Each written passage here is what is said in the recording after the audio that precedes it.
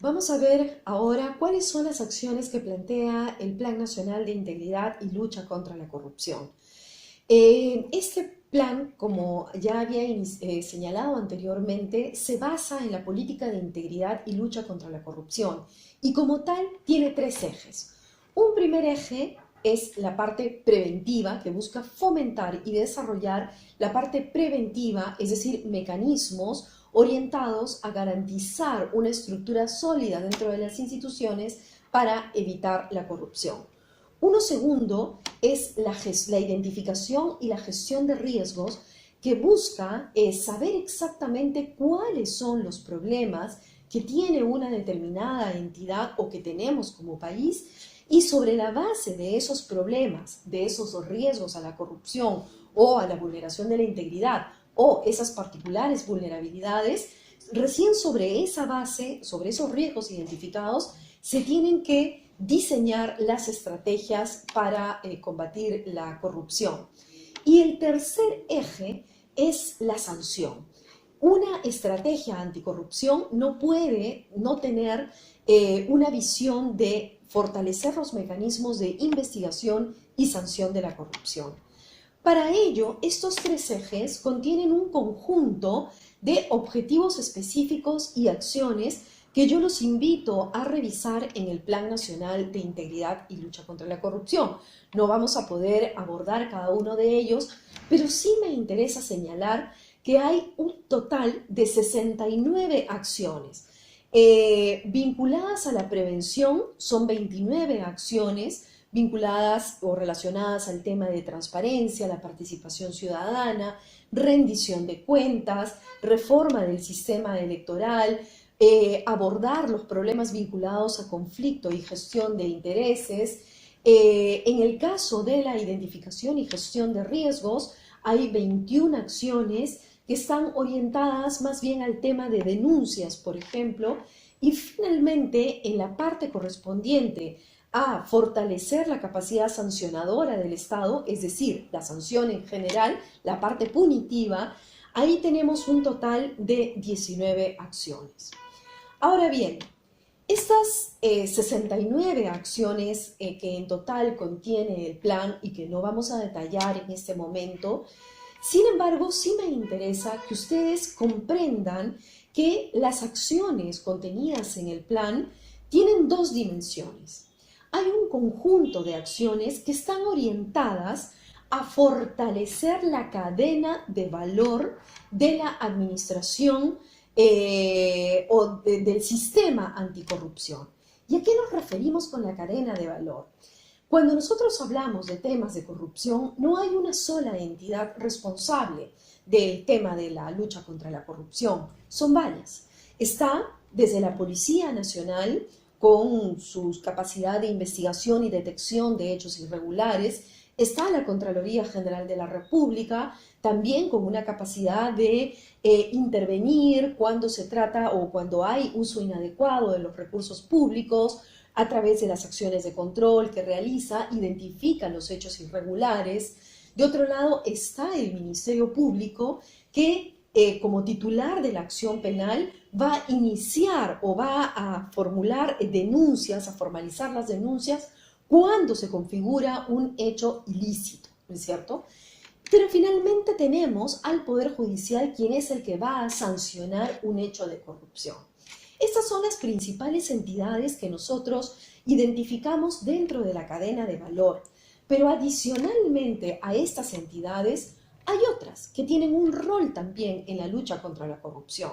Y nos referimos, por ejemplo, al Consejo Nacional de la Magistratura, porque son ellos los que finalmente designan, bajo procesos de selección, designan a los jueces y a los fiscales. Entonces, el Consejo Nacional de la Magistratura es un actor clave dentro de todo este proceso de la cadena de valor anticorrupción al que yo me refiero. Otro actor clave es la UIF, porque gracias a las funciones que les corresponde, puede determinar con el mandato, las atribuciones que tiene, puede determinar cuándo hay enriquecimientos ilícitos, que determinan eventualmente hechos ilícitos vinculados al lavado de activos. Y hay otras entidades como la propia Academia de la Magistratura que capacita y da formación a los jueces y fiscales, pero también está la Procuraduría Anticorrupción, la Defensa de Oficio del Estado. Todas estas entidades que participan y tienen un mandato claro en la lucha contra la corrupción, debemos fortalecerlas. Y justamente el plan plantea eso. Ese es el primer nivel de intervención que tiene el plan. Es decir, fortalecer, garantizar la institucionalidad adecuada que deben tener cada una de estas entidades para luchar contra la corrupción. Basta que una de estas entidades falle en su misión para que todo el proceso se caiga.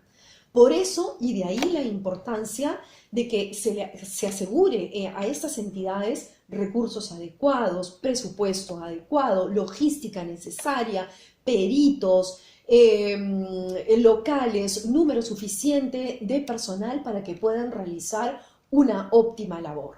Entonces, esa es una de las primeras acciones que se contempla en el plan, pero que es una acción a nivel macro. Otra acción a nivel macro, que es más en la línea transversal, por ejemplo, y que está contemplada en el plan, es la reforma electoral. No cabe ninguna duda que la principal puerta de entrada a la corrupción es o son los procesos electorales, es la política, y hay que decirlo claramente.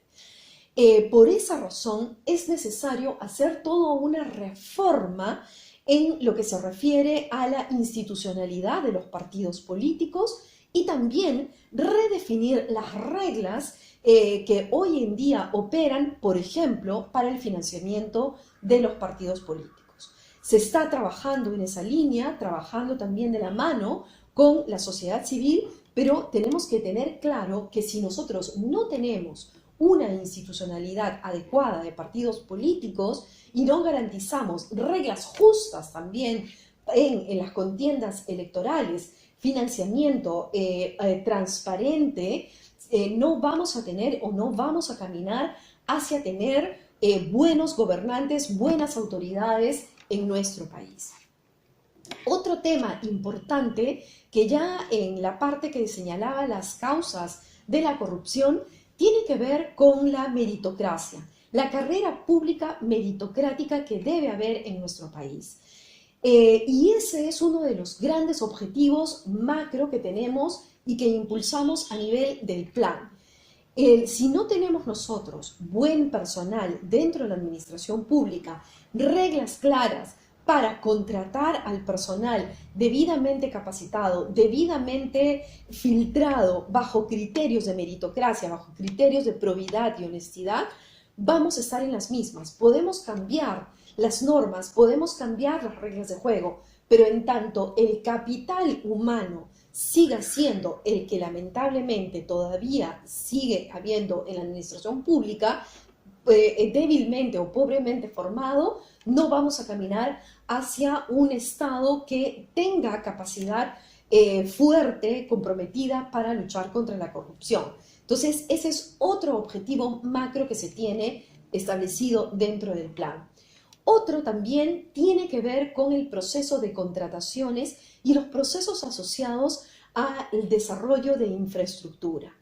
Ya existen varios informes, estudios a nivel internacional que señalan que en todos los países son particularmente vulnerables los procesos de contrataciones y los procesos asociados al desarrollo de infraestructura en los países. ¿Y por qué? Porque hay una gran cantidad de dinero y porque también es muy difícil generar los espacios a veces necesarios de transparencia.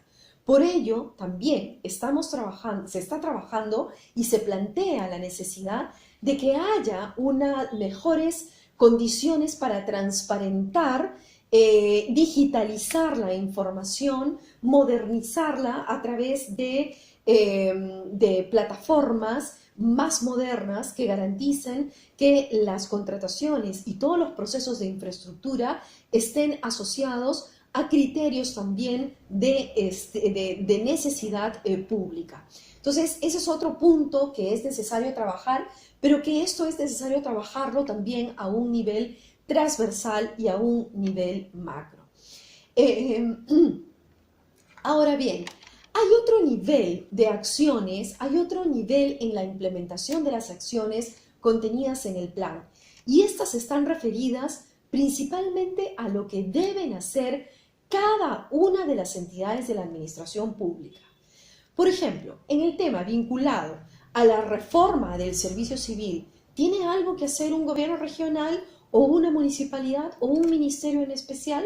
No. ¿O tiene algo que ver alguna de estas entidades que acabo de mencionar con, por ejemplo, el proceso de fortalecimiento del Consejo Nacional de la Magistratura? No, tampoco.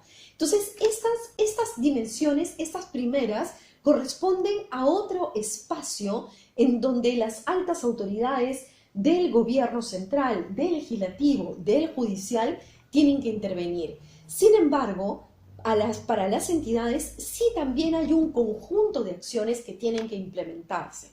Y estas acciones están en la lógica de desarrollar modelos de integridad.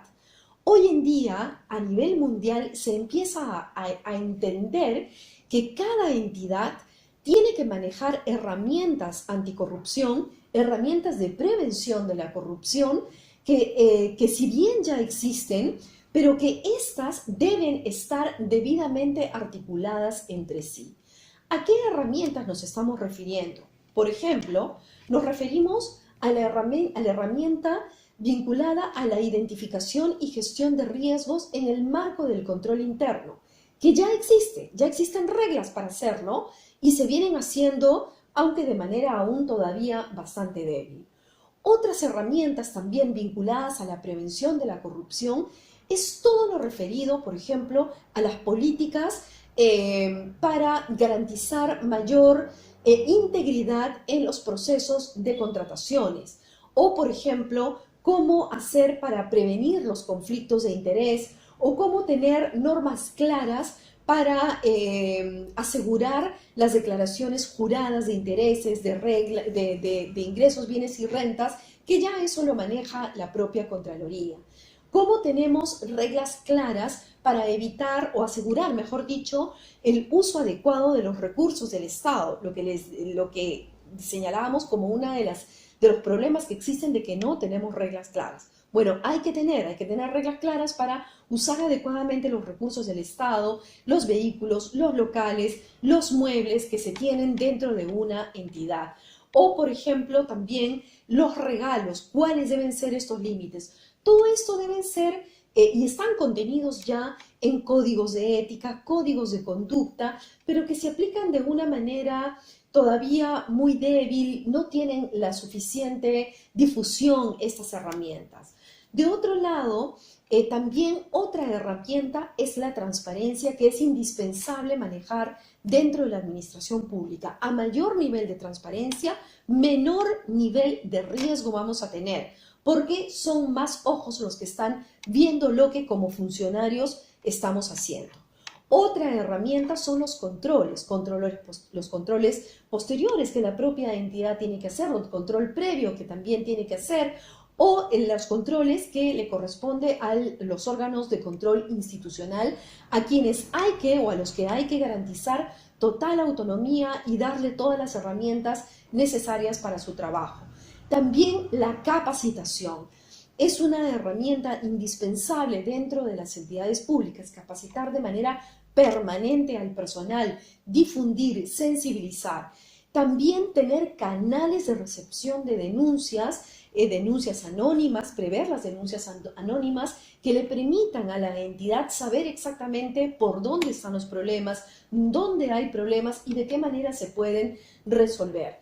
Y finalmente, manejar o garantizar que exista una instancia dentro de la administración pública que se encargue de monitorear cada una de estas herramientas. Estas herramientas que les acabo de señalar son herramientas importantes que ya existen, pero que cada una funciona de manera aislada. Lo que busca un modelo de integridad es eso, que al funcionar como modelo funcione de manera sistémica y que funcione de manera articulada por parte de una persona que pueda monitorear el cumplimiento adecuado de ello.